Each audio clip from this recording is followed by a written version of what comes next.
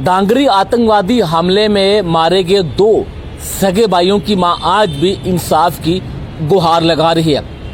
1 जनवरी को डांगरी में जो आतंकवादी हमलों ने नरसंहार किया था और उस आतंकी हमले में कई मासूम लोगों की मौत हो गई थी, जिसमें 2 सगे भाई ने भी अपनी जान गंवाई थी। और उसी दिन उसकी मां ने जम्मू कश्मीर प्रशासन से ये गुहार लगाई थी कि उस मां को इंसाफ चाहिए। लेकिन अब 6 महीने से ज्यादा का समय हो चुका है और वो आतंकवादी आज भी खुली हवा में सांस ले रहे हैं। और उस मां ने जम्मू कश्मीर प्रशासन से एक बार फिर से गुहार लगाई है कि उस मां को इंसाफ चाहिए।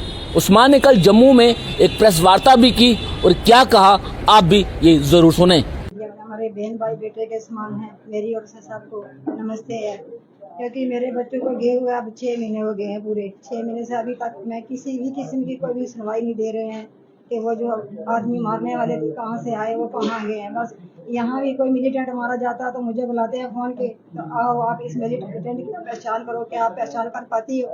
बताओ, जिसने मुंह ढका हुआ था और पूरे फौजी कपड़े डाले हुए थे उसको मैं कैसे पहचान पाती?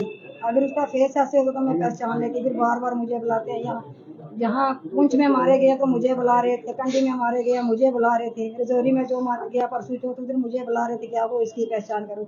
देखो, जब उसका मैंने फेस ही नहीं देखा तो मैं उसकी कैसे पहचान कर पाऊंगी? तो मेरी सभी ये चैनल वालों की मदद से मेरी ये एक रिक्वेस्ट है कि ये जो मेरी विनती है मेरी ऊपर तक पहुंचाएं। सबसे पहले मैं अपने जो मेरे प्रधानमंत्री मोदी साहब जी हैं, मेरी उनसे यही अर्ज है कि ये बच्चे हमारे नहीं थे, ये बच्चे आपके थे। क्योंकि मेरा घर परिवार उन्होंने पूरा जो बर्बाद कर दिया। मेरे घर में कुछ भी नहीं बचा। मेरे घर में सिर्फ ईंटें और पत्थर पड़े हुए हैं, आप देख सकते हैं। उसके बाद हमारे जो गृह मंत्री जी हैं, उन्होंने हमारे साथ यही वादा किया था कि डांगरी में ये 1 जनवरी को जो हुआ हादसा हुआ, इसकी जिम्मेवारी मैं खुद लेता हूँ। इसको हमारे भरोसे पे छोड़ दीजिए, क्योंकि वो डांगरी पे आ तो नहीं सके क्योंकि बारिश का थोड़ा हो गया था। उनको जम्मू तक वो रुके हैं, लेकिन हमारे घर तक नहीं पहुंचे।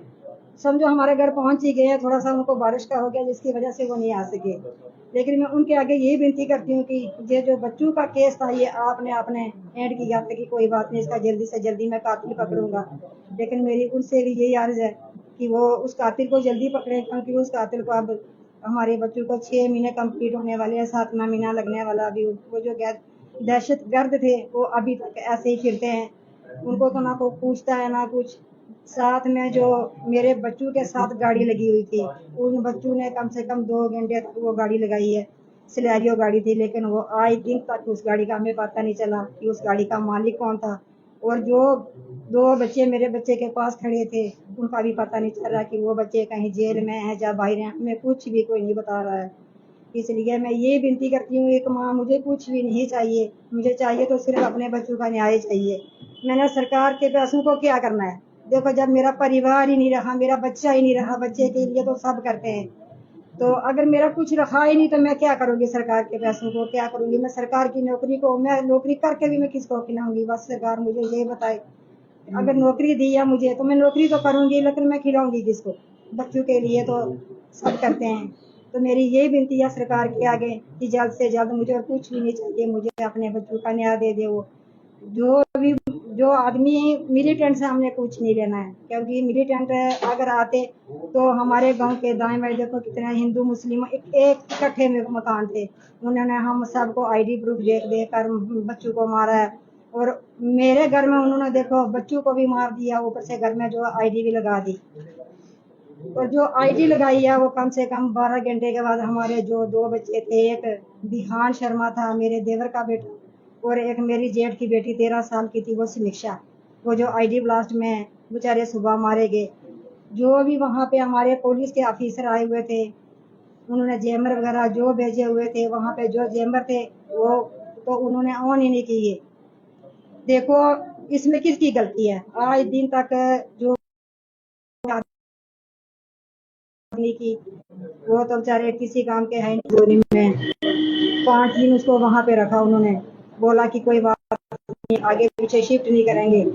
उसके बाद दिन पे दिन मेरे बच्चे के अंदर वो जो एक गोली थी वो उसको पॉइजन बना बना के उसका शरीर ऐसे हो गया था ना, बिल्कुल उसने शरीर का कलर बदल दिया। जब तब हमने उनको बोला कि आप ऐसा करो कि हमारे पास कोई मशीनें वगैरह नहीं है तो उसको आप जम्मू ले जाओ, वहाँ पे इसको वहाँ पे चेकअप करवाओ, इसकी टांग की बहन की ऐसी वैसी है।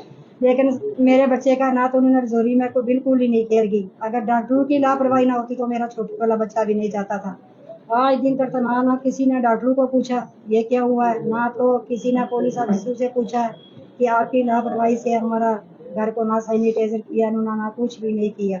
लेकिन देखो हम किसके आगे जाके विनती करें, किसके आगे जाके, अब हमारी सरकार है, हमारा सब कुछ होते हुए भी अगर हमारी आज ये हालत हो रही है तो देखो हमारी सुनवाई अभी भी नहीं हो रही, तो हम कहाँ जाएं, किसके आगे हम फरियाद लगाएं। हमारी एडमिनिस्ट्रेशन के आगे यही विनती है और मैं यही माँ एक फरियाद करती हूँ उनके आगे कि ये तो पूरा काम जो हुआ है कोई मिलिटेंट नहीं था मारने वाला। जो मिलिटेंट होते हैं एक दो गोली मारते हैं वो निकलते जाते हैं। मेरे एक बच्चे को उन्होंने 12 15 रोड का तैयार किया है। उसके बाद जो मेरे छोटे वाला बच्चा प्रिंस था उसको टांगों के साथ मारा। उन्होंने इतनी टांगे मारी है ना कि मैं क्या बताऊँ, मैं माँ बता नहीं सकती कुछ भी।